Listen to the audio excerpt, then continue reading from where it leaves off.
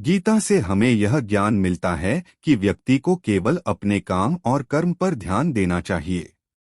साथ ही कर्म करते समय इस बात का ध्यान रखना चाहिए कि हम जो भी कर्म कर रहे हैं उसका फल भी हमें निश्चित ही प्राप्त होगा।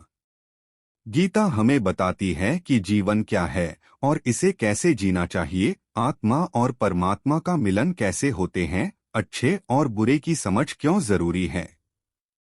इन सभी गूढ़ सवालों से जवाब हमें गीता से प्राप्त होते हैं।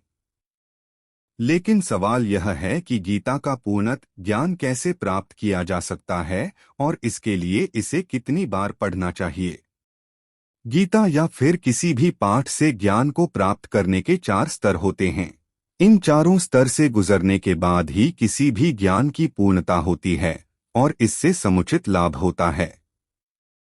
इसका अर्थ यह है कि आप पहले पढ़ते या सुनते हैं, इसके बाद पढ़े सुने ज्ञान के बारे में चिंतन व मनन करते हैं। यदि वह आपको ठीक और उपयोगी लगती है तब उसका अभ्यास कर उसे अपने जीवन में उतारते हैं और आखिर में उस ज्ञान का प्रतिफल आपको मिलता है।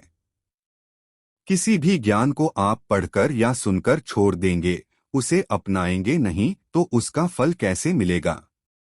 यही बात गीता पर भी लागू होती है। जब हम गीता पढ़कर उसके उपदेशों को जीवन में उतारेंगे तो निश्चित ही सुपरिणाम सामने आएगा।